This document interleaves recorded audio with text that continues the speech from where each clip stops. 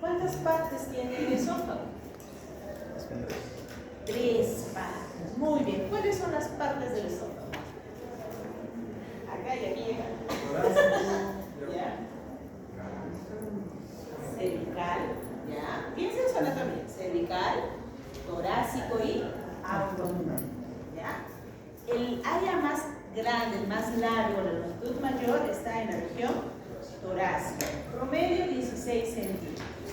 Tiene la región cervical, que el promedio mide 5 centímetros, y la región abdominal, que tiene una medida de 3 centímetros aproximadamente. Entonces, la porción más pequeña del esófago está dentro del abdomen. ¿Por qué? Porque recuerden que el esófago es el conducto de comunicación entre la boca, el bolo alimenticio que se forma ahí, y su estómago. ¿Ya? Entonces, sirve como camino, es un canal de comunicación.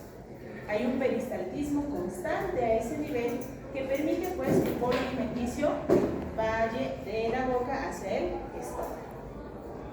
¿Cuántas capas tiene el esófago? Mucosa, muscular y adventicia. Recuerden que no tiene serosa, ¿ya?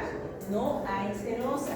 Y la forma en que se va a fijar el esófago va a ser por medio de tendones, ligamentos que van a estar a nivel cervical, a nivel torácico y a nivel abdominal, fijados por un músculo. ¿Cómo se llama ese músculo? Diafragma. El diafragma va a tener un hiato, que es un agujero, por donde va a pasar el esófago. Este hiato es como un anillo perfecto, que le calza exactito al esófago. Entonces, si este hiato se hace muy grande, puede dar patologías como la hernia hiatal. ¿Ya? Dada esta introducción, vamos a ver las patologías más frecuentes de la... creo que nosotros lo vamos a poner mejor.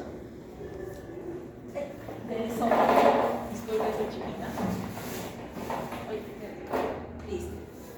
He elegido 3 temas: enfermedad por reflujo gastroesofágico, acalasia y cáncer de esófago. Estos 3 vienen constantemente en los exámenes de ENAC. Entonces vamos a enfocarnos en eso. Aparte de ello, son patologías que van a ver muy frecuentemente en la práctica clínica, sobre todo enfermedad por reflujo y cáncer esofágico. No quiere decir que no existen otras patologías del esófago.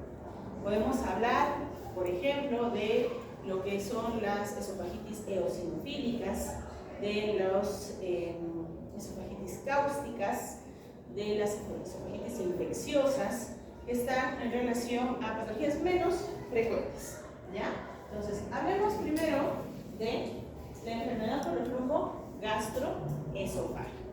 ERGE son las iniciales que generalmente ustedes van a ver en la literatura. ¿Qué es la enfermedad por reflujo gastroesofágico? Es la presencia de una lesión en la mucosa que se caracteriza por observación endoscópica, en donde se va a dar una exposición anormal del ácido del contenido gástrico. Recuerden que la mucosa del esófago no está preparada para soportar ácido. Mecanismos de defensa que tiene el esófago están sobre todo en relación a la saliva. La saliva es alcalina y ustedes deglutan constantemente saliva. Entonces, ¿qué hace? Las pequeñas microgotas que van saliendo del estómago hacia el esófago por fisiología se neutralizan por nuestra saliva. Pero aparte de eso, ustedes van a tener otros mecanismos de defensa, como son justamente el músculo diafragma, donde van a encontrar el punto de intersección en donde está el esfínter esofágico inferior. Este esfínter esofágico inferior es un anillo de músculo circular que al contraerse cierra completamente el esófago e impide que el contenido gástrico pueda irse hacia el esófago. Entonces, en un estómago normal, que no tiene lesión por enfermedad por reflujo, el ácido y el contenido gástrico va circulando de forma constante y tiene una especie de tapa, ¿ya? Entonces tiene un punto de cierre que impide que el ácido suba al esófago. Pero ¿qué sucede en la enfermedad por reflujo? Este sistema de defensa que tiene el esófago se rompe y el esfínter esofágico inferior tiende a ser incompetente, quiere decir que se abre con mucha facilidad. Al abrirse, por diferentes razones, genera que el ácido y contenido gástrico que se está procesando en el estómago salga hacia el esófago, generando inflamación y daño a nivel esofágico.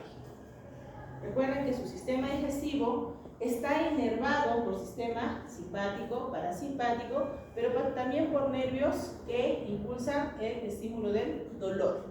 Entonces, cuando hay ácido en el esófago, estos nervios se van a activar y va a generar en la persona dolor. Primer síntoma de la enfermedad por reflujo. ¿Qué te va a decir? Me duele en la boca del estómago. Es algo que normalmente nos dice la población. No te va a decir en el epigastrio, por debajo de la ángulo esternal, no, te va a decir en la boca del estómago y se va a señalar la zona donde se encuentra la porción abdominal del esófago. Los síntomas que se van a presentar en la enfermedad por reflujo se van a dividir en dos grupos. Esto gracias a la clasificación de Montreal. Pregunta de examen. ¿Ya? Me confundí de salud. Esto que le 403. Ok. Entonces, ¿qué está diciendo? Clasificación de Montreal. La clasificación de Montreal va a dividir a la sintomatología del esófago en dos grupos. Aquellos relacionados al esófago en sí, o sea, los síndromes esofágicos, y aquellos que no están relacionados con el esófago. Por lo tanto, son extraesofágicos, fuera del esófago. Empecemos con los esofágicos. Dentro de los esofágicos, ustedes van a tener los síndromes sintomáticos, o sea que los síntomas te van a hacer pensar en primera de que es una enfermedad por reflujo. ¿Cuáles son? El síndrome típico que está en relación al ardor, a la molestia de dolor a nivel retroesternal y a la regurgitación, que generalmente es ácida. Y el síndrome de dolor torácico por reflujo. Le dice, me duele el pecho, pero es un dolor no cardíaco. Ustedes han terminado cardiología. ¿Cómo es un dolor cardíaco? Opresivo, con irradiación hacia el cuello, hacia la extremidad izquierda. Este dolor torácico no cardíaco, que es el que se da en la enfermedad por reflujo, es también un dolor a veces opresivo, a veces urente, que quema, pero que se queda en la zona central. Y muchas veces te dice que se va hacia la espalda, por la localización del esófago. ¿Dónde está el esófago? Anatómicamente. ¿Delante de quién? Ya, de la vértebra. También vas a tener que estar más hacia atrás. Más que hacia adelante, está hacia atrás. Entonces el dolor muchas veces va a ser reflejado hacia la espalda. Los síntomas con relación a lesiones esofágicas. ¿Qué quiere decir? Cuando ya hay un daño en el esófago. Aquí vamos a encontrar a las esofagitis por reflujo, que no son otra cosa que heridas longitudinales que aparecen en el esófago. Estenosis por reflujo.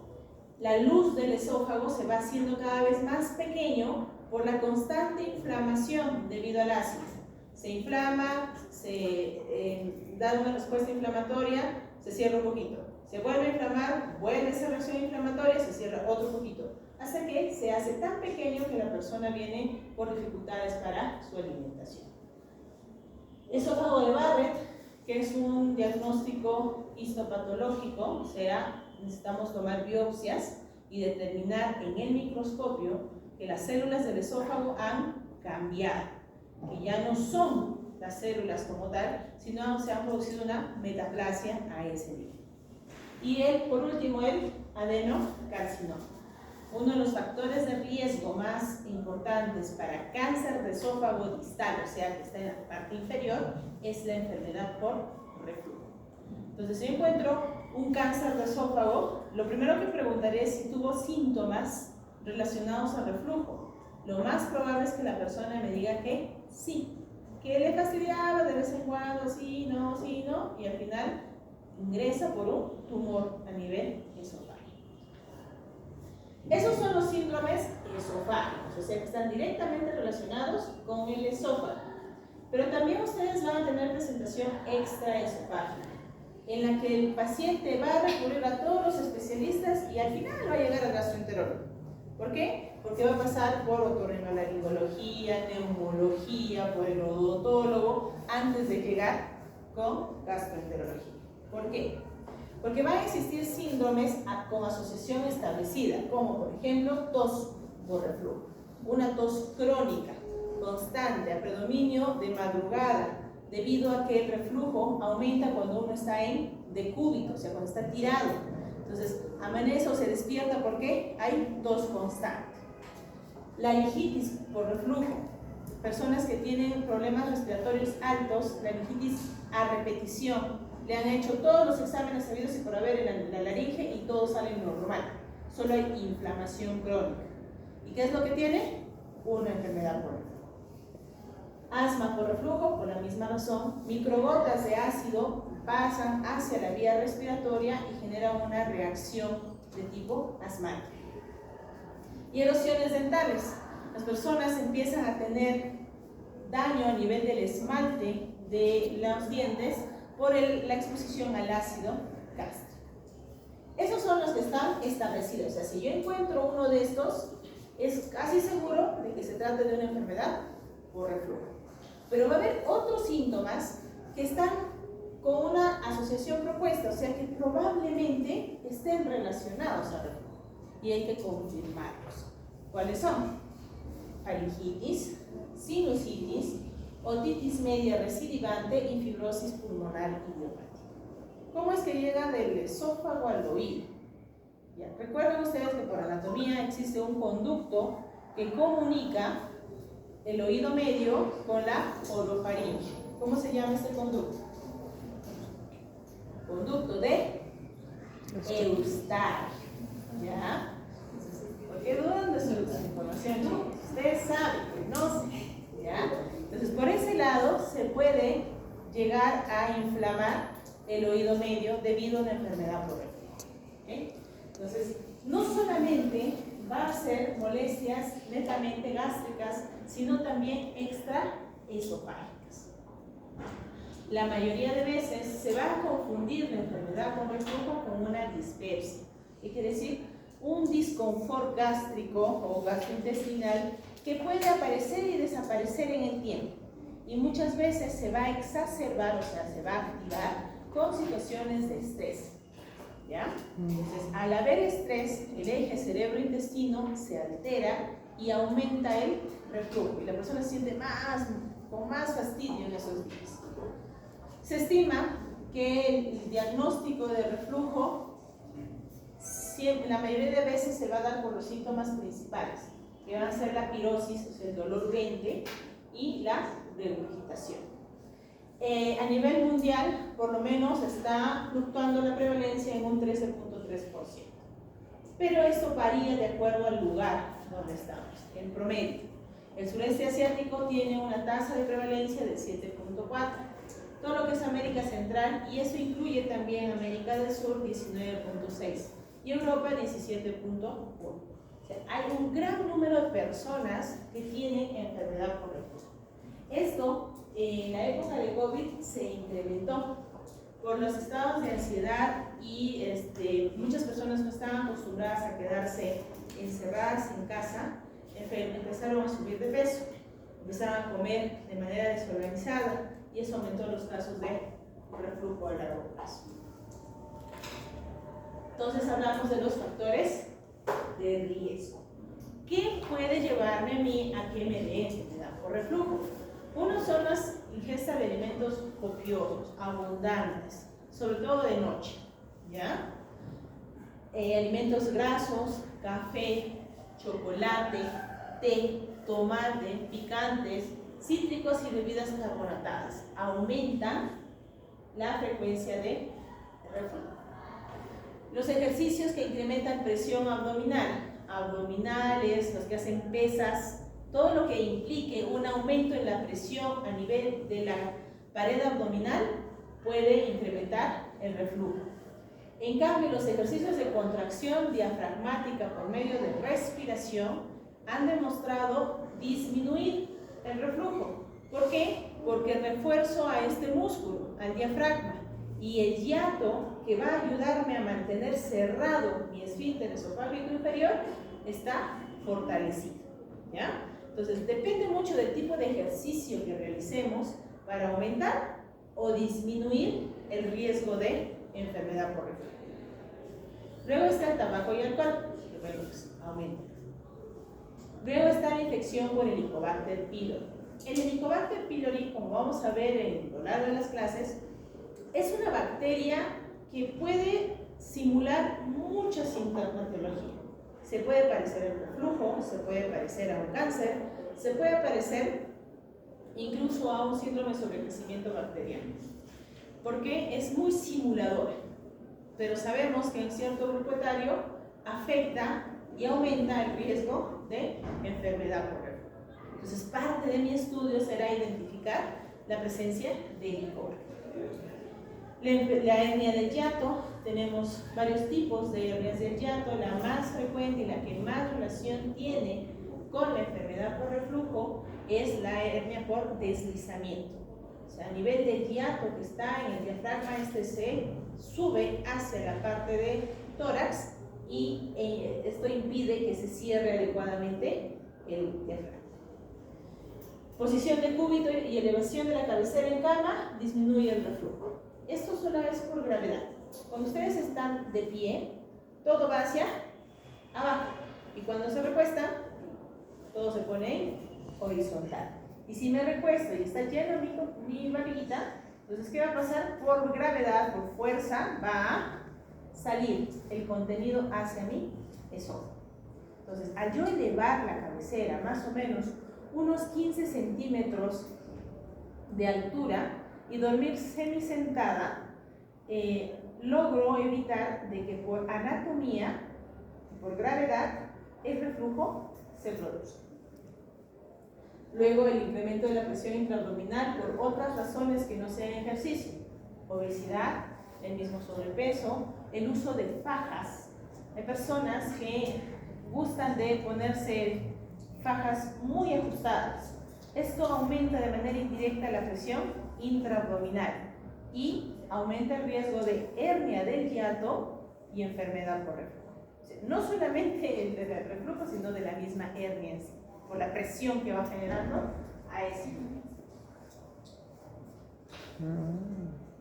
Bien, existen ciertos medicamentos que van a favorecer la aparición de la enfermedad por reflujo. Y es necesario que lo conozcan, porque cuando ustedes recetan un medicamento y el paciente tiene enfermedad por reflujo, tienen que valorar la indicación de dárselo o no. ¿Quiénes reducen la presión del esfínter esofágico inferior? Entonces hace que se relaje y se aperture. Los AINES, los anticolinérgicos, los bloqueadores de canales de calcio, los nitritos, los estrógenos, progesterona, en fin. El mismo diazepam puede generar enfermedad por reflujo. ¿Quiénes van a generar daño en la mucosa esofágica? Aquí también están los AINES y el ácido acetilsalicílico, que puede dañar la mucosa esofágica en sí. No solamente daña la mucosa gástrica, sino también la esofágica, e incluso la duodenal. ¿Ya? Sales de hierro, el ácido ascórbico, que es la vitamina C, la quinidina, las tetraciclinas y la doxiciclina. Entonces, por ejemplo, si yo voy a dar un tratamiento dérmico, debo tener presente que la clindamicina, por ejemplo, puede generarles una reacción.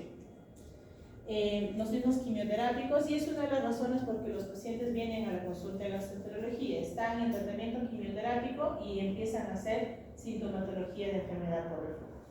Tenemos que ir como que tas con los médicos oncólogos. ¿Y quiénes alteran el vaciamiento gástrico? Nuevamente están los AINES, ¿ya? Y los bloqueadores de canales de calcio. Cuanto más tiempo se quede la comida en su estómago, más riesgo de reflujo, ¿ya? Entonces la idea es comer lo necesario sin exagerar para que el estómago tenga tiempo de vaciar la comida. ¿Cómo es que se va a dar el reflujo?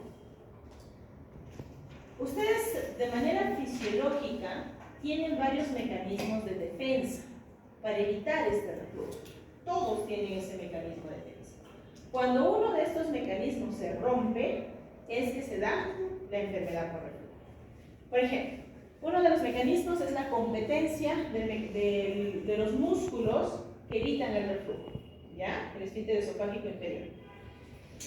Si este esfínter esofágico inferior es hipotenso, o sea, se abre con mucha facilidad, facilita que se dé el aumento transitorio de la exposición al ácido. Si yo tengo, por ejemplo, pliegues mucosos que son muy grandes, esto va a comprimir los pilares diafragmáticos y también va a hacer que se dilate o se disminuya el tono de nuestro esfínter esofágico inferior. Otro está en las alteraciones del aclaramiento esofágico. ¿Qué quiere decir aclaramiento esofágico? Cuando ustedes degluten, pasan la saliva, llega un momento en que esta saliva va a tener, o la comida va a tener que pasar del esófago al estómago, ¿cierto? Entonces, para que este proceso se dé, lo que ustedes van a hacer a nivel de su musculatura inferior, del tercio inferior del esófago, es aumentar el peristaltismo. Entonces va a haber un movimiento que va a llevar el contenido hacia el estómago. Entonces se abre el esfínter, pasa la comida y automáticamente se cierra, ¿ya? Entonces este aclaramiento esofágico está de la mano con la peristalsis, con el movimiento que tiene el esófago y la saliva. Recuerden que la saliva neutraliza el ácido gástrico a nivel del esófago, ¿ya? Pues tiene un porqué nosotros generemos saliva y la traemos, vas protegiendo tu esófago. La composición y volumen del contenido gástrico, aquí vamos a tener diferentes componentes como el ácido en sí. Aquí hablamos de un bolsillo ácido. Ustedes han visto cuando, por ejemplo, preparan un caldo con una carne que es un poquito grasosa, se enfría y se forma una capita encima de grasa. Ya, algo así pasa, pero en el estómago a nivel del ácido. Se forma como una capita en la superficie de la comida, del contenido gástrico. Y esa capita es ácida. Entonces esta capita está mucho más cerca al esófago, ¿ya? También está la liberación de pepsina y bilis, que pues ayudarán al proceso de digestión. La bilis a nivel del duodeno. Alteraciones en la resistencia de la mucosa esofágica, sobre todo la barrera preepitelial que está en relación a la saliva nuevamente y al moco. Todo su tubo digestivo forma moco, ¿ya? En mayor o menor cantidad, pero formamos moco. Y el moco es un mecanismo de protección que tiene su sistema digestivo. Lo otro es la... Uy, no lo copio. Ya. El otro es el aumento de la sensibilidad visceral. Recuerden que ustedes tienen nervios a ese nivel. Entonces, por reflejo, sus nervios van a reaccionar. Entonces, ¿qué va a haber? Cuando hay un aumento de la distensión, esto se activa. Y sus mecanorreceptores lo que van a hacer es decir, se está distendiendo demasiado mi esófago, necesito contraer. Y automáticamente lo contrae y pasa el bolo que está en el esófago hacia el estómago, ¿ya? Y lo otro es la sensibilidad al ácido, que está mediado por los quimiorreceptores. Entonces, cada vez que el ácido llega al esófago, este se activa y le informa que tiene que liberar moco, mover el intestino para que se cierre el esfínter y liberar saliva. Entonces, de esa manera protege la mucosa del esófago. Si cualquiera de estos se rompe, aparece la enfermedad por aquí. Vamos a hablar dentro de las manifestaciones clínicas, sobre todo de los síntomas típicos, ¿ya? Entonces, manifestaciones esofágicas. Uno de ellos es el síntoma típico. La característica principal va a ser la pirosis retroesternal, ardor a nivel detrás del esternón. Entonces, la persona va a venir con esa molestia. Me arde acá, aquí en la boca del estómago, tiene ardor. Asociada o no a regurgitación, que es el segundo síntoma clásico. La regurgitación es la salida del contenido gástrico, muchas veces con percepción ácida, o sea, lo sientes ácido, y a veces simplemente se siente como algo agridulce o medio salado. ¿Ya? Entonces la persona te dice que se despierta con la boca llena de una sustancia media salada. Entonces no es que ella come sal toda la noche, sino que es contenido gástrico que ha salido y se ha quedado en la boca. ¿Ya? Aquí se describe sobre todo como una sensación de ardor o fuego detrás del pecho y se va a relacionar por la respuesta que tiene la musculatura y el epitelio del esófago con los quimioreceptores. Activando tu sistema de dolor, el cuerpo va a llegar directamente a tu cerebro, generando esa sensación de dolor tipo ardor. Y el dolor torácico o reflujo está presente más o menos en el 25% de los casos, y lo que va a hacer es sentir un dolor a nivel del tórax, pero no va a haber irradiación hacia las zonas características de un cardíaco, sino solo en esa zona. A veces sí hacia la espalda, pero no hacia el cuello ni hacia el brazo. ¿Ya? Eso sí es importante. A ver, ¿cómo ustedes diagnostican una enfermedad por reflujo? El primer paso es la historia clínica, o sea, que ustedes tengan sospecha clínica de la enfermedad por reflujo. Las últimas guías dicen que si tú tienes alta sospecha de enfermedad por reflujo, inicies tratamiento con inhibidores de bomba de protones. Y más o menos a la cuarta semana de administrado estos inhibidores, evaluar si hay o no respuesta. Si no hay respuesta, se pasa al siguiente paso, que va a ser la endoscopía. La endoscopía es un estudio de imagen, que lo que va a hacer es evaluar la indemnidad que tiene el esófago. Y vamos a realizarlo cuando, la menciona, no responden al tratamiento con inhibidores de bomba de protones. Entonces, si no hay una buena respuesta, a pesar del inhibidor, a pesar de las medidas dietéticas, yo debo ingresar. ¿Por qué? Porque lo que estoy buscando es si hay erosiones, si ya hay esófago de Barrett, si hay estenosis, si hay una hernia del hiato que esté condicionando esta enfermedad por reflujo refractario. Y lo otro es buscar pues las otras patologías. En ese sentido, lo que más frecuente se encuentra en una endoscopía relacionada al reflujo es la esofagitis erosiva. Y para hablar de esofagitis erosiva tenemos que usar esta clasificación, que son la clasificación Los Ángeles. Se divide en 4 y va a depender mucho del tamaño que tiene la lesión. Nuestro punto de corte es 5. Si tiene erosiones menos de 5, es Los Ángeles A. Si sus erosiones son más de 5, son Los Ángeles B. Pero si es más de 5, no debe unirse entre dos pliegues, o sea, son lineales y no se comunican entre sí. El grado C, ya tienes más de una lesión que supera los 5 milímetros, pero en algún punto de los pilares se juntan, se dan la manito los esfínteres, las erosiones. Y el grado D ya compromete casi toda la circunferencia del esófago. Entonces yo veo un gran compromiso a ese nivel.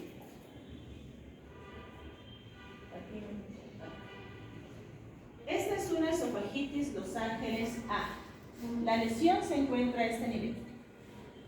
chiquitita, ¿ya? Es bien pequeñita.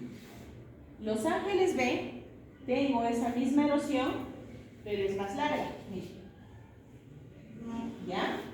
Supera los 5 milímetros. Y Los Ángeles C, ya no solamente tengo una, tengo varias erosiones, pero en un punto estas dos se juntan, entonces se comunican entre sí. Y en el grado 4 tengo erosiones por todos lados y estas se comunican entre sí en toda la circunferencia, más del 75% de la circunferencia. Entonces es un Ángeles B. Puede estar en el tercio distal o puede extenderse incluso hasta el tercio medio. Hemos visto casos en los que solamente ingresando y pasando unos 10 centímetros del esófago ya se encuentran erosiones, que son largas, bien largas, y ya pues están muy relacionadas a sintomatología marcada. Lo otro que vamos a ver en endoscopía es esto, la hernia del hiato. Podemos hacer diagnóstico endoscópico de la hernia del hiato. Lo hacemos por medio de la valoración de esta área. Esta área se llama cardias, cuando nosotros hacemos revisión endoscópica. Si se dan cuenta en la primera imagen es un cardias que sella completamente el endoscopio, es como un anillo, ¿ya? Pero en la siguiente imagen ustedes tienen un pequeño espacio entre el...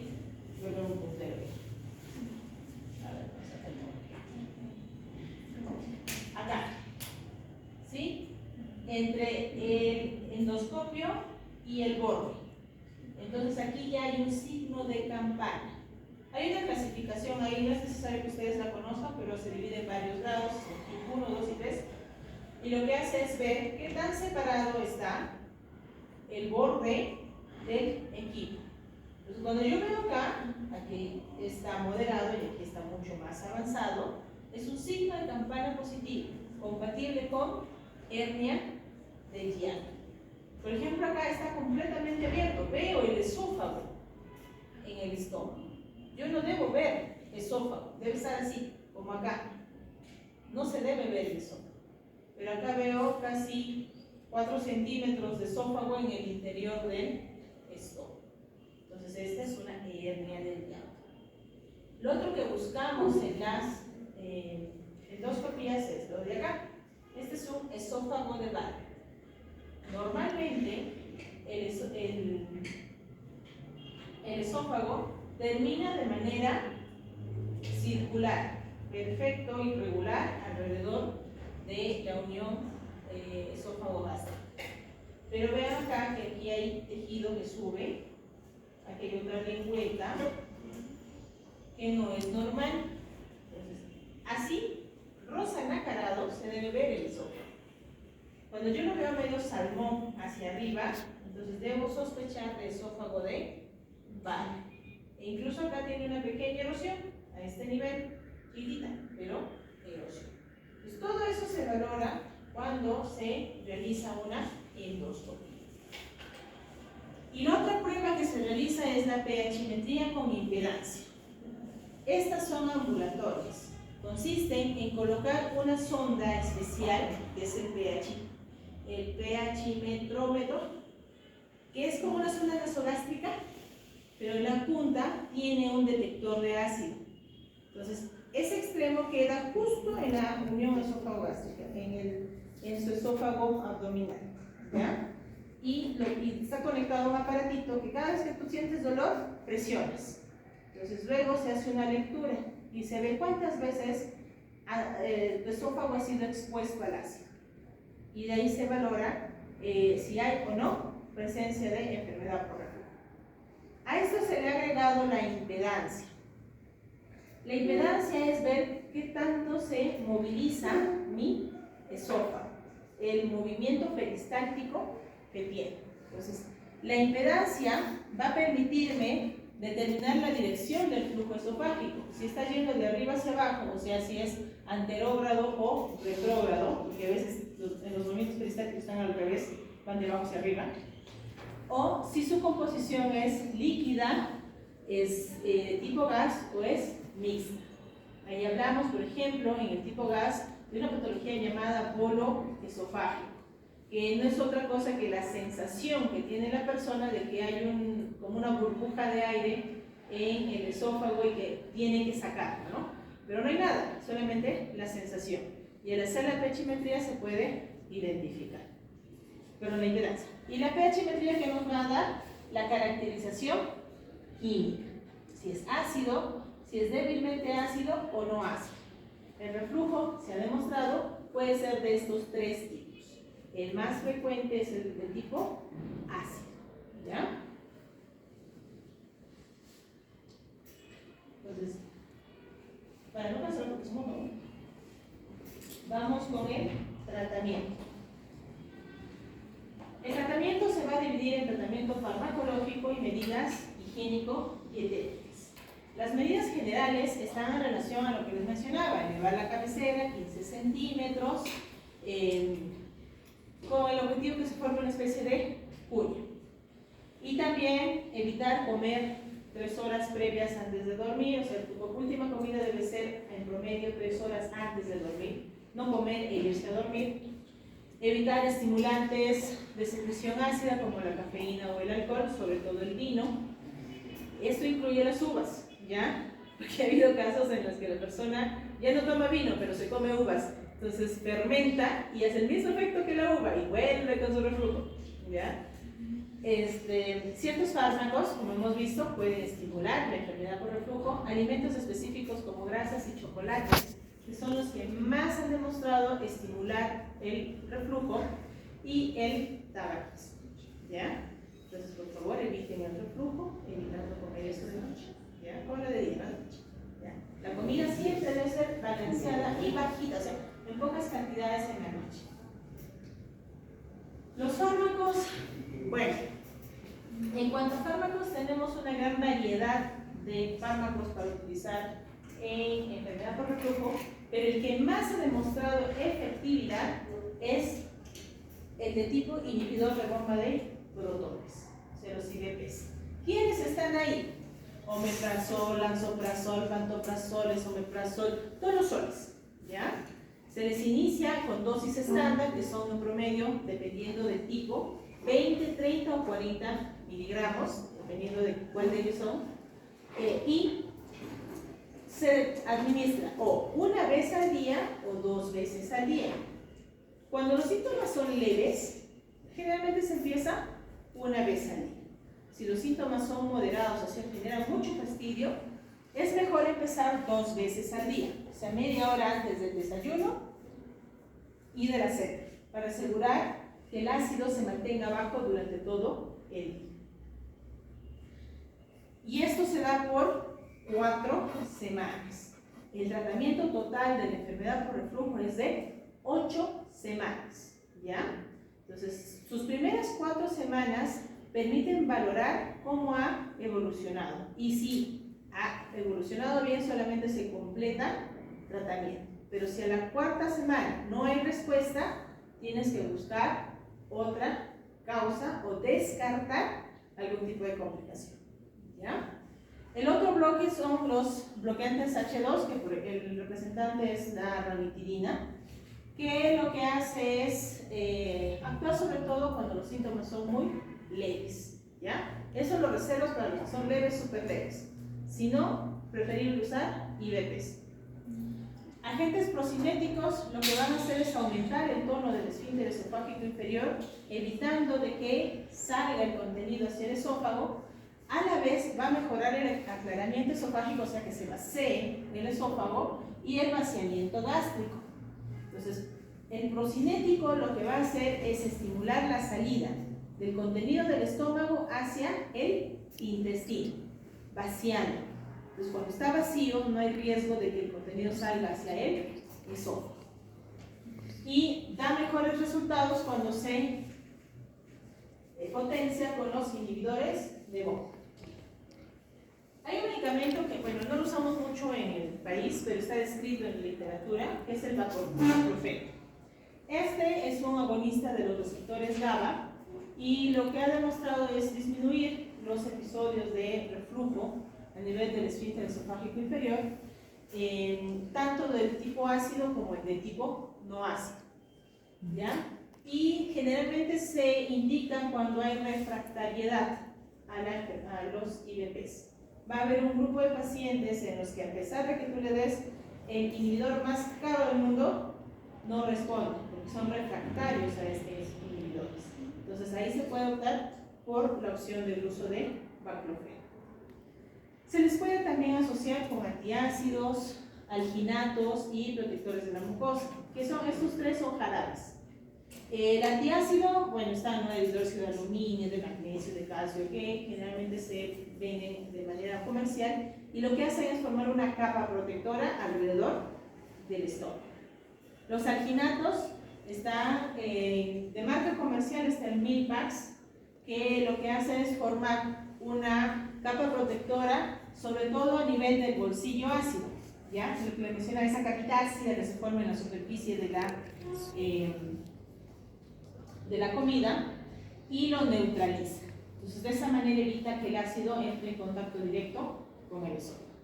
Y los protectores de mucosa que se adhieren a la mucosa, el representante principal es el sucralfato, que no solamente se usa en enfermedad por reflujo, sobre todo en pacientes que tienen erosiones esofágicas, porque eso ayuda también a que se recuperen, sino también en enfermedad ulceropéptica. Ahí volveremos a hablar del sucralfato, ¿ya? Pero en enfermedad por reflujo lo usamos sobre todo cuando hay erosiones esofágicas. Y la otra opción, aparte de la terapéutica médica, farmacológica, son los tratamientos endoscópicos y quirúrgicos. Dentro de los quirúrgicos está sobre todo la cirugía de Nissen, que es una cirugía en la que se refuerza el esfínter esofágico inferior, ¿ya? Y si hay una hernia del hiato, corregirla. Entonces lo que hacen es como una especie de, observen, este es el esófago, lo que hacen es como envolverlo para que tenga más fuerza a ese nivel y no se mueva, ¿ya? Entonces, ¿en quiénes se va a hacer? Sobre todo, lo que va a hacer es aumentar la porción intraabdominal del esfínter, ¿ya? Cuando hay un aumento esto va a generar un aumento de la presión a nivel de la unión esófago-gástrica, evitando la salida de reflujo y permite la reparación del hiato diafragmático. Ahora, ¿quiénes son los candidatos para hacer este tipo de cirugías? Sobre todo aquellos que tienen una enfermedad por reflujo erosiva de tipo C y D, o sea que están muy avanzados y que no responden al medicamento. Que haya condiciones como, por ejemplo, hernia del hiato. Es muy utilizada la hernia del hiato, la hipotonía del esfínter esofágico inferior y el reflujo nocturno. Entonces, en ellos se recomienda realizar. Si la respuesta al inicio ha sido buena con los inhibidores y cuando se evalúa una motilidad esofágica normal. Entonces, ellos son candidatos a realizar este tipo de cirugías porque su respuesta es buena. En cambio, si no ha habido una buena sensibilidad, hay justamente el síndrome de rumiación o la sensación de bolo en esófago, no ha habido una respuesta adecuada de inhibidor, el movimiento esofágico, la motilidad es alterada, a pesar de la cirugía puede seguir presentando sintomatología, ¿ya? Entonces, se valora quienes, no todos entran a cirugía. Y últimamente ya se habla de un tratamiento endoscópico. En el país todavía no lo desarrollamos mucho, pero en otros países ya se utilizan ciertos dispositivos endoscópicos que permiten hacer lo que hace la cirugía de Nissen, pero por dentro, ya no por fuera.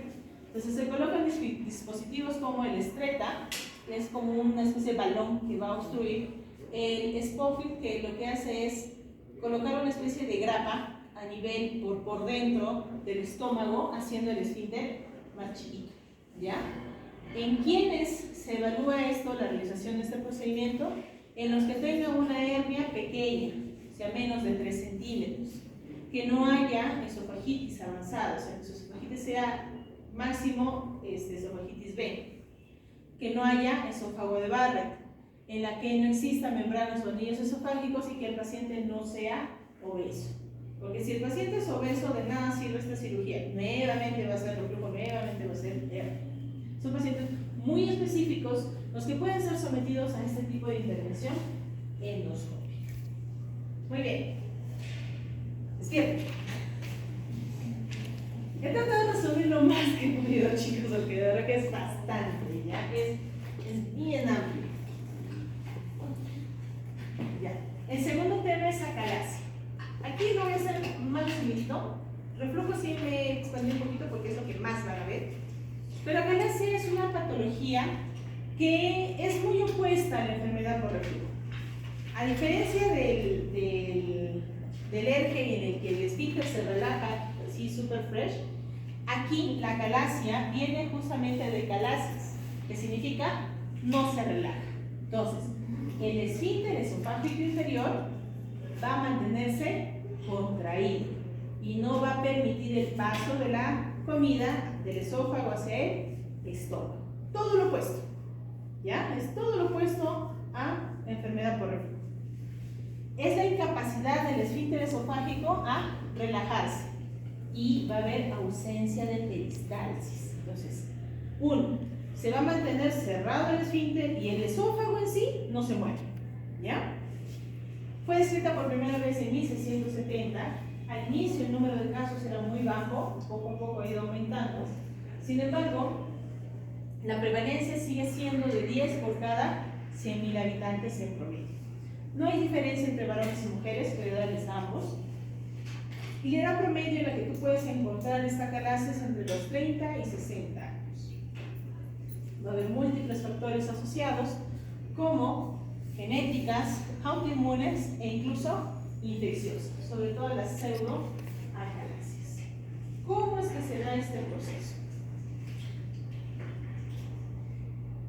Aquí va a intervenir mucho el plexo mientérico del cuerpo esofágico y del esfínter esofágico inferior, los nervios.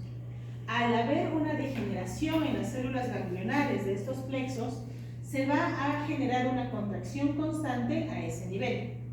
La pérdida de los neurotransmisores debido a inflamación crónica genera de que el balance entre la inhibición y la excitación muscular se pierde. Entonces, ¿qué se va a ver incrementado? La excitación muscular. Y la inhibición va a estar disminuida. Al estar aumentada la excitación, se mantendrá contraído más frecuente. Y la actividad colinérgica sin oposición. ¿Qué quiere decir? ¿Qué hace la actividad colinérgica? Contrae. Entonces, como no hay nadie que le dé la contra, se va a mantener contraído, ¿ya? Y eso hace pues que haya una relajación incompleta del esfínter esofágico inferior y aperistalsis esofágica. ¿Qué quiere decir? El movimiento constante del esófago va a desaparecer o va a disminuir, ¿ya? Entonces, va a estar bien contraído abajo y súper relajado arriba, ¿ya? Entonces, esto va a generar justamente a nivel del esfínter esofágico inferior que se cierre, ¿ya? El síntoma principal va a ser la disfagia. Aquí ya no hablamos de pirosis, ¿ya? No es ardor lo que tiene la persona, sino es un dolor cada vez que pasa la comida o una dificultad para el paso de la comida. Entonces la persona va a sentir que se atora su comida en la zona esofágica. Primero será sólidos, luego líquidos, luego va y viene entre los dos. Va a haber regurgitación. Esto condiciona una pérdida de peso. Va a haber dolor torácico.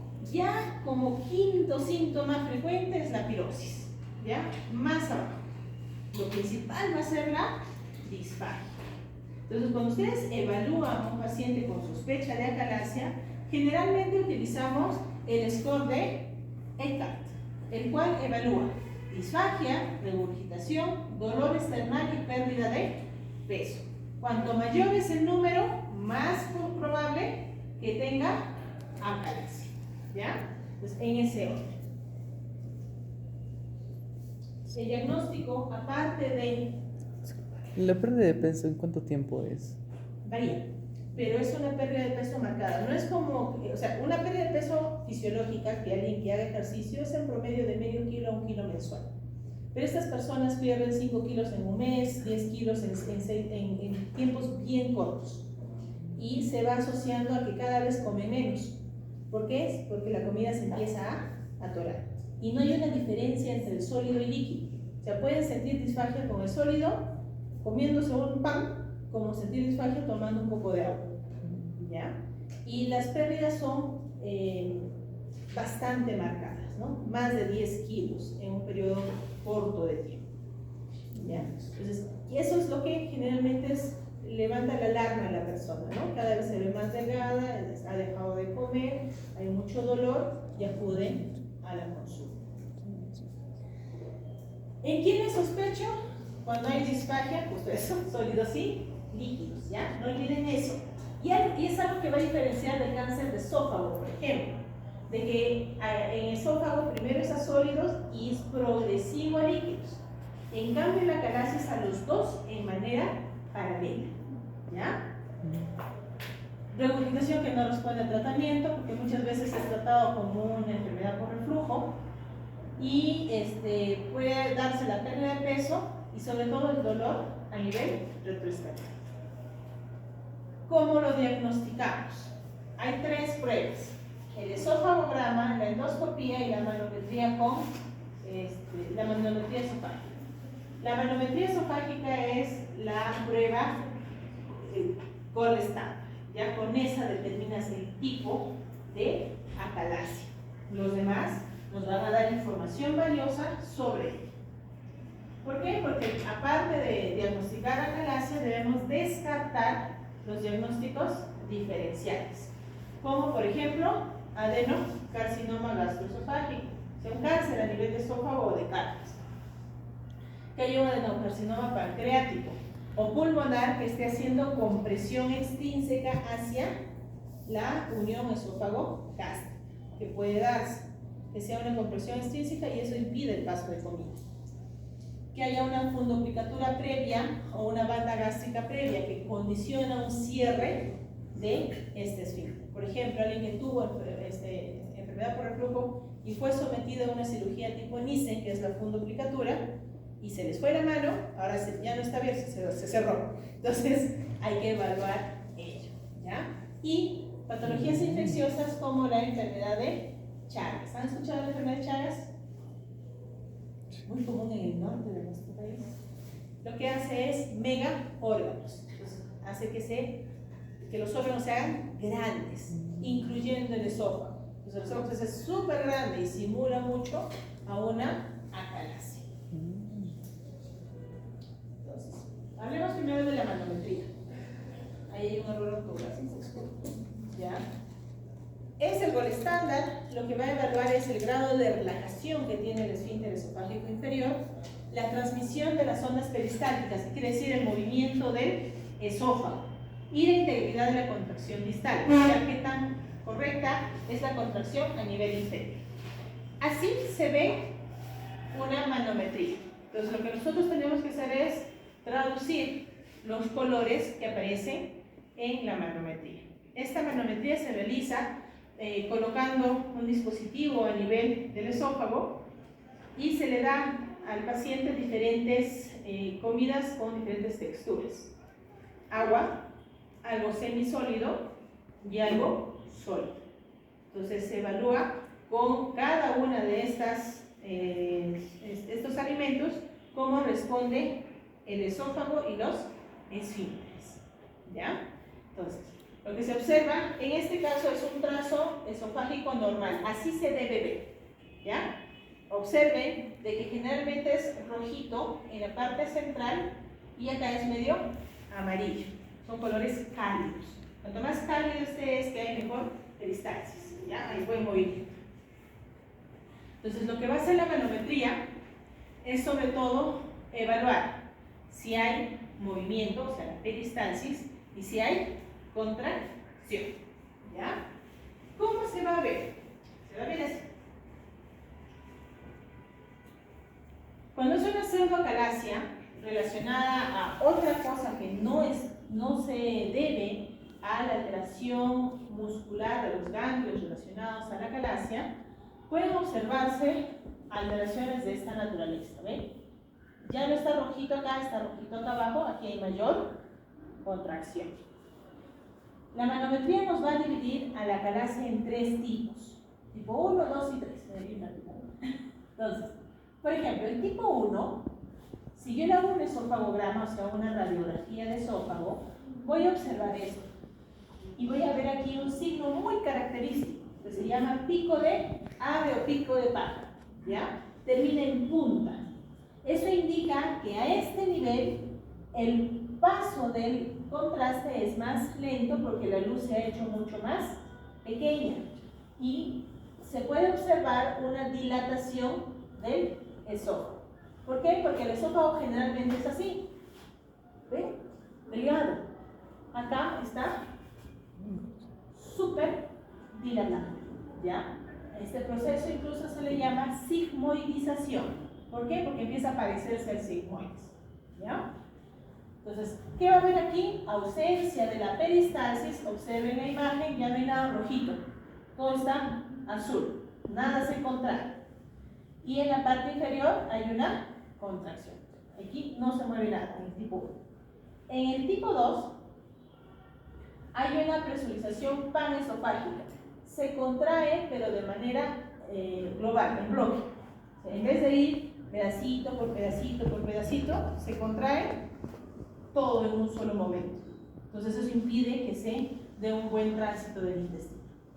Y en el tipo 3 de la calasia va a haber una acalasia espástica. ¿Qué quiere decir? Vean, ¿dónde está más rojo? En la parte inferior, en el esfínter esofágico inferior. Entonces, ¿qué he hecho? En la parte inferior está contraído. Y se observa acá cómo es que empieza a contraerse parte del esófago. Y aquí está normal. ¿Ya? Eso para términos generales, ¿no? Que ustedes no van a hacer las manometrías, pero es necesario que los conozcan.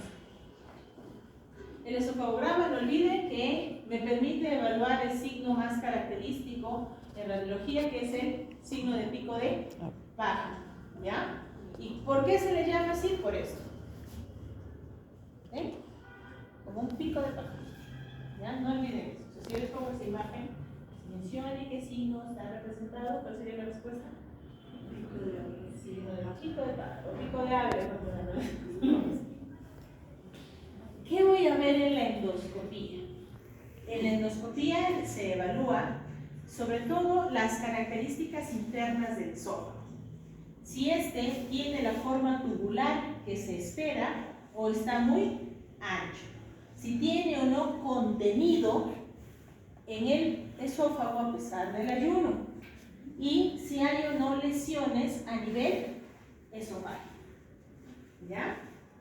Entonces, en el caso de la endoscopía, lo que vamos a buscar evaluar es sobre todo los diagnósticos diferenciales. Descartar una pseudoacalasia. Descartar que tenga cáncer esofágico, que tenga una estenosis esofágica severa, que tenga alguna otra patología como Chagas, por ejemplo, que estén condicionando los síntomas relacionados a cáncer. Generalmente se encuentra una mucosa normal, pero también puede encontrar un megaesófago, que es justamente eso, el esófago sigmoideo. Tú ingresas y el esófago tiene curvas. Entonces no es tubo, es un tubo recto. Generalmente tú lo ves como un tubo recto. Pero cuando está sigmoidizado empieza a tener curvitas. Y eso me indica que está ancho. ¿Ya? Entonces, ¿qué busco? Presencia de salida, líquidos o alimento, ausencia de una obstrucción extrínseca o la presencia de un tumor, porque en la endoscopía sí se ve. Cuando algo está comprimiendo el esófago, se logra ver. Entonces, se ve cómo se presiona por fuera. Entonces, eso lo evaluamos con la endoscopia. Presencia de esofagitis o infecciones por cándida. Acá no se lo ponemos. Un signo clásico es este de acá. en el que está la D. El signo de Rosetta. Parece cuando ven una rosa por encima, ¿ya? Como que estuvieran todos los pétalos.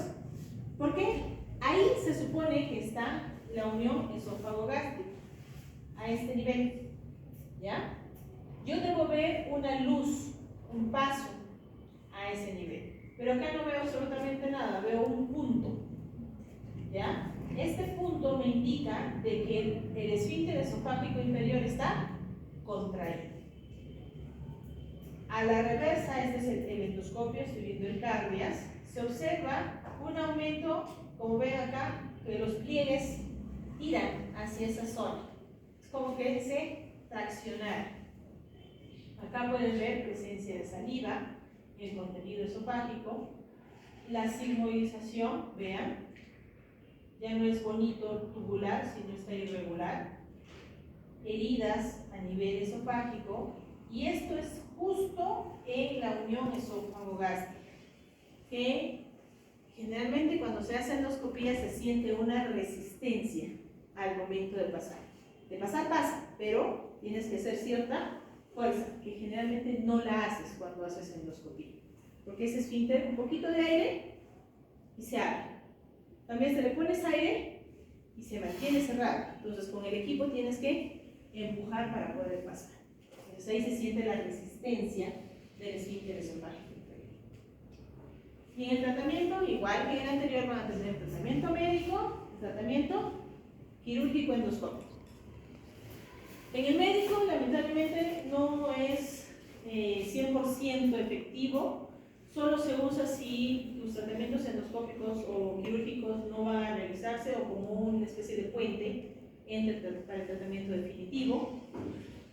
Hay mejoría dependiendo del medicamento que uses, los nitratos, por ejemplo, mejoran la disfagia en 53 al 87%, por lo que es, al tener una acción corta, se les da unos 20-30 minutos antes de la comida, para que cuando la persona coma, el esfínter esté relajado y pueda pasar la comida.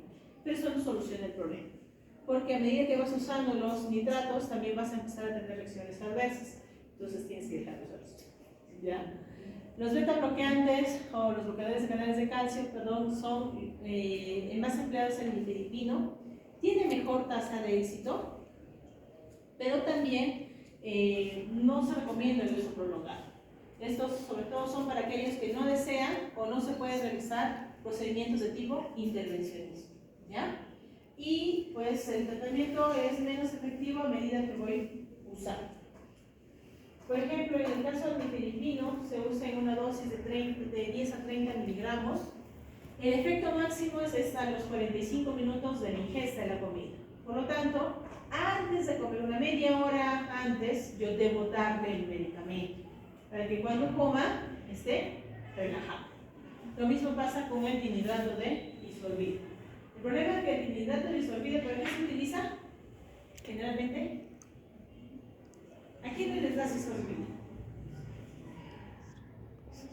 Cuando hay alteraciones de la presión arterial, cuando hay otras patologías, incluso sobre todo cardíacas. Entonces, ¿qué va a pasar cuando tú le das esto a un paciente con acalasia? Tiende a generarle hipotensión. Entonces, tienes que valorar si le da o no le da para poder suspender. Y lo que a mí me gusta es esta parte, la terapia endoscópica, ¿ya? En la terapia endoscópica, jóvenes, ustedes van a tener terapias endoscópicas permanentes y no definitivas, las definitivas y las no definitivas. La inyección de toxina botulínica es considerada una no definitiva, debido a que su efectividad va disminuyendo con el número de cursos, ¿ya? Las primeras dosis pueden sí tener un buen efecto, ya que mantiene satisfactorio la respuesta a un 75% de los pacientes al mes. Pero a medida que vas usando, esta respuesta al año cae hasta un 41%. Entonces, cada vez que voy administrando la toxina botulínica, tengo menos respuesta. ¿Qué es lo que va a hacer? Va a inhibir la acetilcolina de los terminales presinápticos. Y como así cuando te aplican en la carita, lo que hace es contraer el músculo, le da así como que tieso. Ahí lo que va a hacer es bloquear estos terminales y de lo que está contraído se va a relajar, va a ser lo opuesto.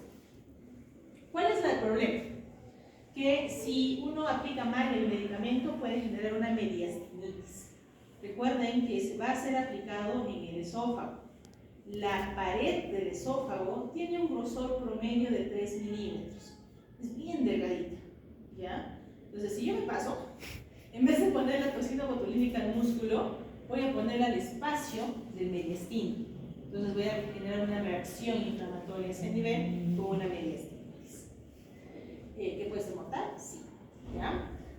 Esta reacción en el plano muscular incluso puede traer complicaciones quirúrgicas que tengan que ser intervenidos de manera quirúrgica. Es por eso que se empezaron a crear otras alternativas y ya se optaron por terapias de tipo mecánica que tuvieron mejor efecto. Una de ellas es la terapia con stents. Esto es un stent. Es un sistema de tubo circular de malla metálica que se va a expandir, o sea, se va a abrir dentro del esfínter y va a mantenerlo abierto.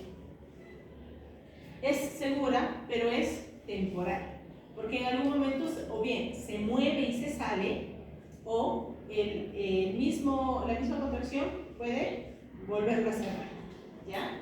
Y como no se fija, a veces no se fija, generalmente se mueven los stents. Sí ha demostrado generar una mejoría en el tiempo, debido a que como está contrayéndolo constantemente, muchas de las fibras empiezan a romperse muy ligeramente y entonces mantiene abierto constante el esfínter esofágico inferior. Y uno de los procedimientos que más realizamos para este tipo de acalasia es la dilatación con balón neumático. ¿En qué consiste? Es un dispositivo, como ven acá, que ingresa con el endoscopio y se administra una cierta presión de agua. Entonces hay un manómetro que es un aparatito en el que vas insuflando presión y este balón, que es como un globo, se va estirando. Tiene diferentes medidas, generalmente usamos las medidas de 18 a 20, o sea grandes, para que dilate. ¿Y qué es lo que va a hacer? Al momento de dilatar, va a forzar al músculo y va a romperlo, ¿ya? Entonces, al romper el músculo, va a haber fibras que van a discontinuarse. Entonces, cuando se contrae, se va a contraer por un lado y ya no por el otro. Entonces, va a permitir el paso de la corriente. Esto se hace con sesiones progresivas, tiene una buena efectividad para la acalasia. Como ven acá, se utilizan medidas grandes que van desde 20 hasta 35 milímetros, hasta 3 centímetros, para poder dilatar.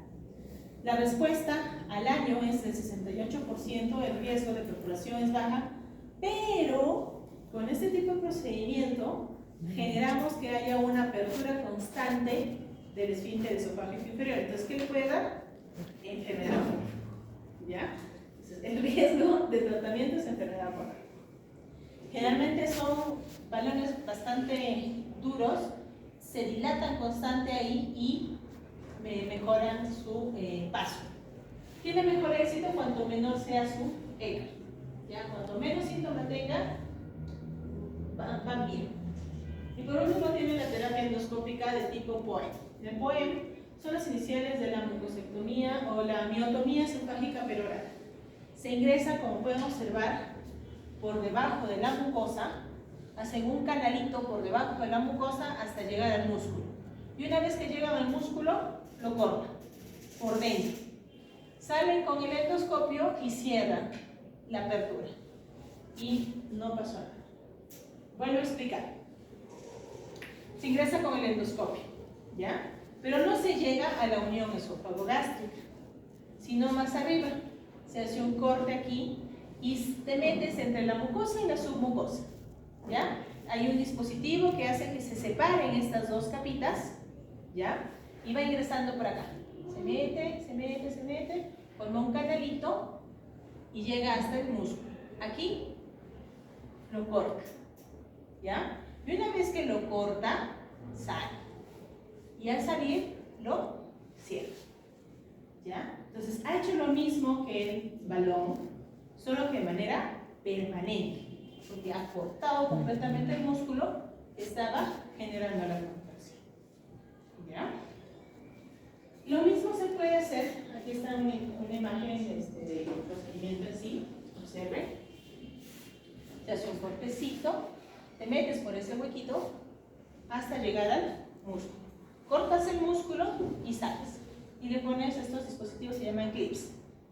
Son como un cierre que vas poniendo como suturas. Y se acaba.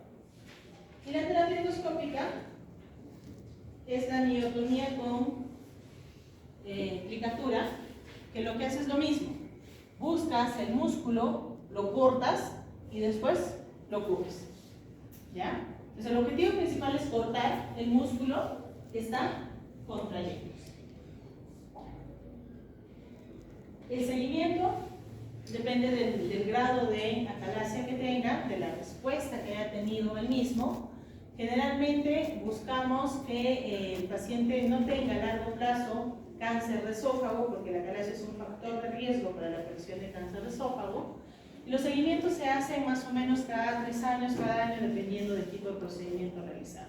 Hasta que unos 10 a 15 años después del diagnóstico, en el que si ya hay un paso normal, no va a volver a tener sintomatología. La tasa de éxito va a depender mucho del tipo de acalasia al que estamos tratando. Las de tipo 2 tienen un pronóstico de hasta el 96% de respuesta. Tipo 1 del 81% y el menos favorable es el tipo 3, que tiene una tasa de 66% de respuesta.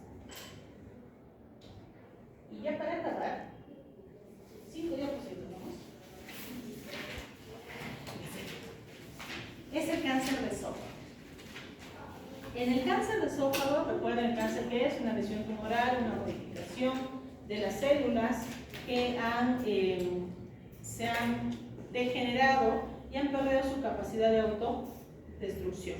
Entonces aumenta el proceso de proliferación y crecen de manera discriminada. El cáncer de esófago es la 6ª causa de muerte por cáncer a nivel mundial. Y la edad media en la que se diagnostica está en promedio de los 68 años.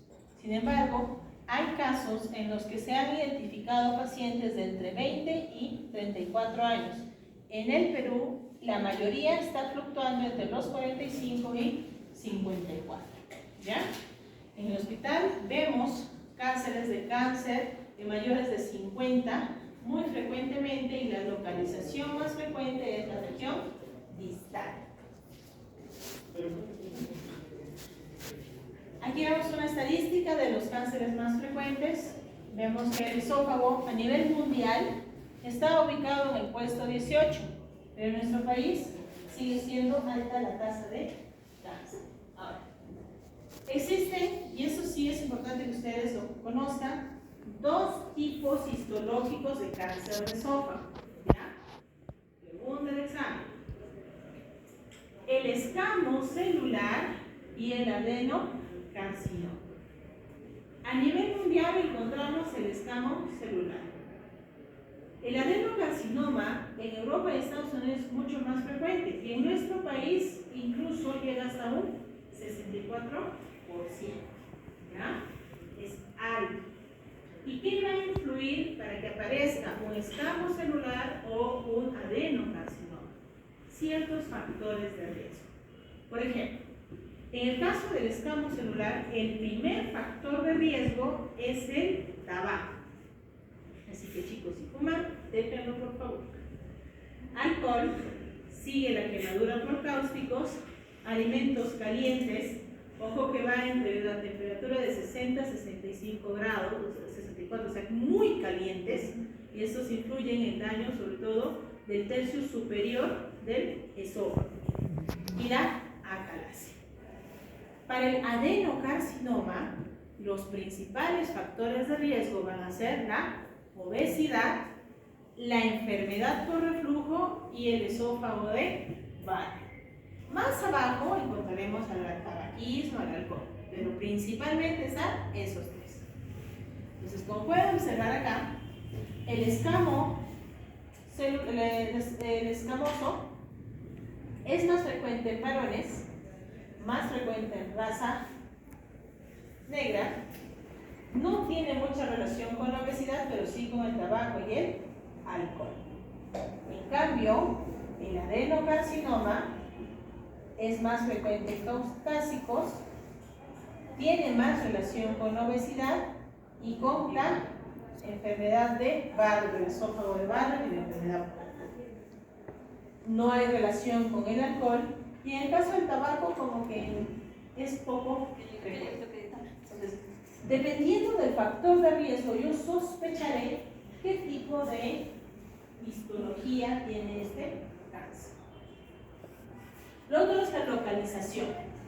Es más frecuente encontrar los escamosos en el tercio medio superior del esófago y los adenocarcinomas en el tercio inferior, incluyendo la región cardíaca.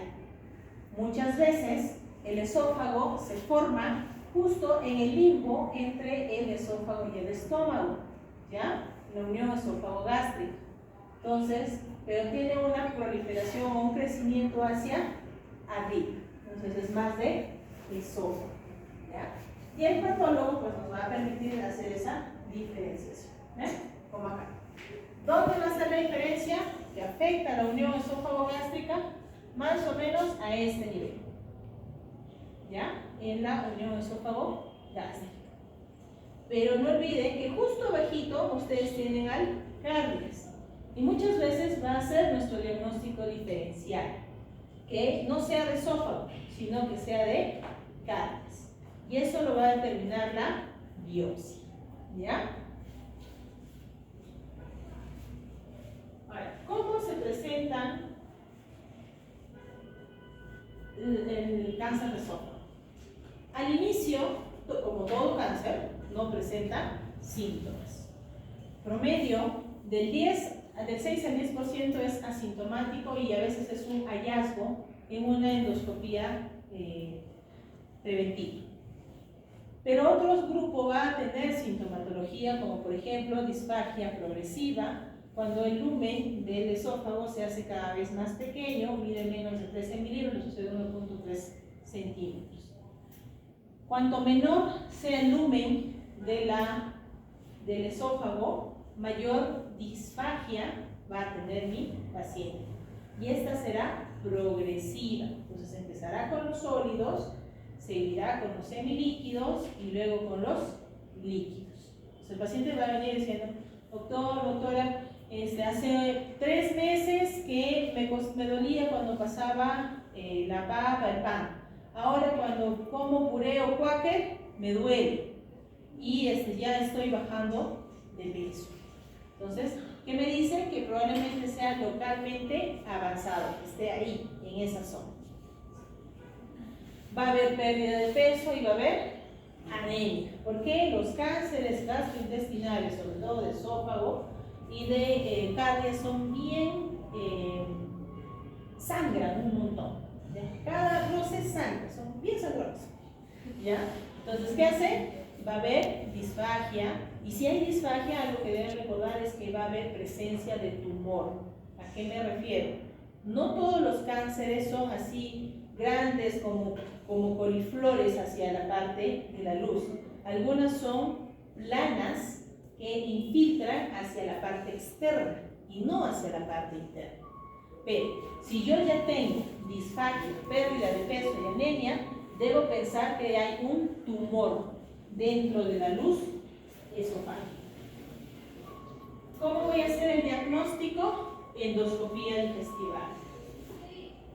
Es el gol estándar para el diagnóstico. No solamente me va a permitir ubicarlo, o sea, la localización, sino también la caracterización, qué forma tiene, y la toma de biopsias. El diagnóstico aumenta por cuanto más biopsias se tomen. Se recomienda en tumores tomar promedio de 8 biopsias de diferentes zonas para asegurar el diagnóstico adecuado. Lo otro es que al ser esófago va a haber ciertos inconvenientes, sobre todo si existe un crecimiento hacia la luz del esófago, porque va a haber dificultades para determinar la longitud exacta si es que en el extremo superior ya no hay paso. Entonces, yo no puedo llegar hacia el estómago, ¿ya? Dificultad por la estenosis, eso va a implicar que yo no sepa qué tan extensa es la lesión y solo vea la parte más superficial del tumor, ¿ya? A veces es tanta la compresión que ni el endoscopio, que es delgadito, pasa. Entonces, ya ahí se busca otras opciones. Aquí les presento diferentes tipos de presentaciones de cáncer de esófago. Por ejemplo, este es una presentación plana. Esto es cáncer, todo esto es el cáncer. Pero no está obstruyendo. Y si vemos la ecografía sin tinción, como que está medio normal, ¿no? Se ve normal. Le ponemos NBI, que es un tipo de modificación que tiene el equipo de endoscopía para ver lesiones, y ya como que cambia, ¿ven? Ya cuando lo tinturamos, se puede diferenciar la zona afectada, ¿ya? Pero es plana. No hay un tumor así, extenso, grande, como acá, ¿no? ¿Ya? Luego van a haber lesiones pequeñas, polipoideas, se le llama, así,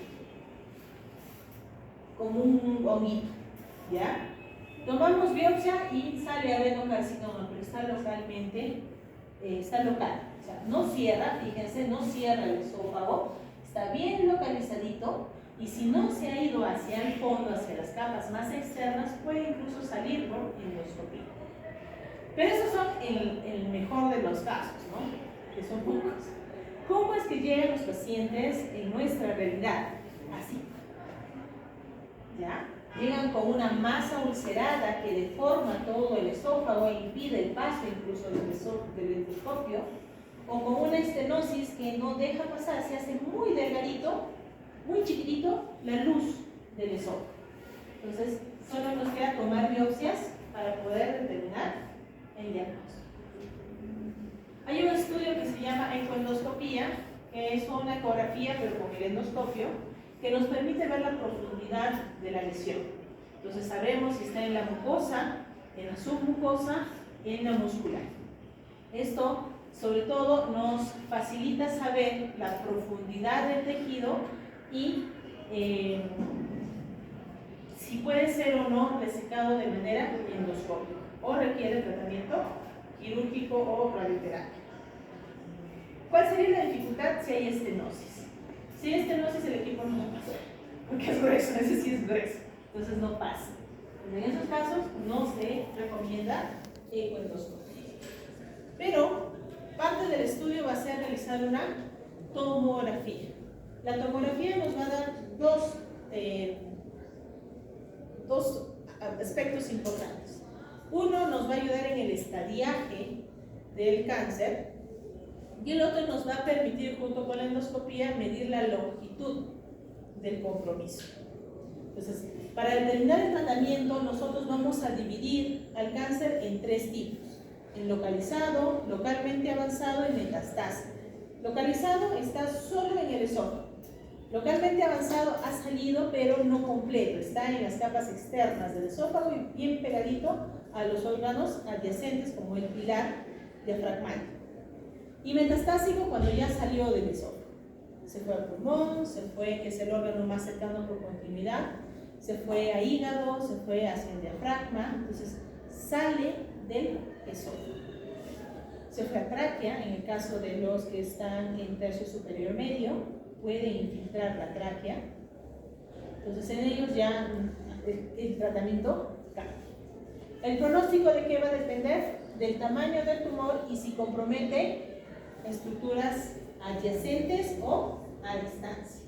Cuando hay compromiso a distancia es un estadio 4, que es un estadio avanzado, ¿ya? Generalmente ya es palliativo, o sea, calidad de vida. El tratamiento tiende a ser de tipo endoscópico, quirúrgico, con radioterapia o quimioterapia. En caso de gastroenterología, el tratamiento endoscópico solo se puede dar si el tumor está localizado en la mucosa, nada más, o sea, en la primera capita, o en el tercio superior de la submucosa. Si está más profundo, no se toca, porque es mentira, vamos a dejar cáncer ahí, ¿ya? También la endoscopía se usa como terapéutica paliativa cuando están estenosados. ¿Cómo? Podemos hacer dilataciones o colocación de sondas para asegurar su alimentación. En el aspecto quirúrgico de la radioterapia y la quimioterapia dependerá del estadio en sí. ¿Ya? Por ejemplo, acá ves, es un tratamiento endoscópico. La lesión se evaluó por ecoendoscopía, si se ve el ecoendoscopio. Encontramos la lesión, se utilizó una ligadura en banda, esta es una liguita, se subió y luego hicimos un corte, sacando la mucosa. Entonces, solo si está en la primera capita, lo podemos sacar, si no, no se toca. Aquí es una estenosis, no pasa, esta es una sonda, una guía, se pasa esta guía y luego se pasa la sonda, para ya sea para dilatar o para poder alimentar. ¿Ya? Y el tratamiento quirúrgico, y con esto termino, se hace una esofagectomía. Se saca el esófago dañado. ¿Ya? Eso generalmente lo haces cuando es un esófago localmente avanzado, que me permita solo sacar el esófago y salvar los órganos que están a su alrededor. Lo que se hace es retirar la zona donde está el cáncer, ¿vean? Y se reemplaza con una porción del intestino, parte del intestino vagal. ¿Ya? Generalmente se utiliza ilion o si no, hacia esta zona. Pero parte del intestino sube hacia tu esófago. ¿Ya? Y ya cuando son muy avanzados y hay metástasis, se va hacia lo que es la radioterapia, específicamente radioterapia, que es una radiación localizada en el esófago. Ha habido buenos resultados en los que el paciente ha disminuido el tamaño del tumor y por lo menos da una mejor calidad de vida. Lo que va a hacer es mejorar esa zona. También podemos hacer fulguración endoscópica con láser, que lo que hace es quemar todo alrededor cuando las lesiones son planas y son superficiales. ¿Ya? Y por último, ya cuando el cáncer está muy avanzado, solamente se le da quimioterapia y calidad de vida para poder prolongar su supervivencia. Que normalmente una persona con cáncer avanzado es entre 6 meses a 1 año en el mejor de los casos. ¿Ya? Entonces, ese pronóstico tiene alguien con cáncer avanzado. ¿Ya? ¿Preguntas hasta acá? Cáncer.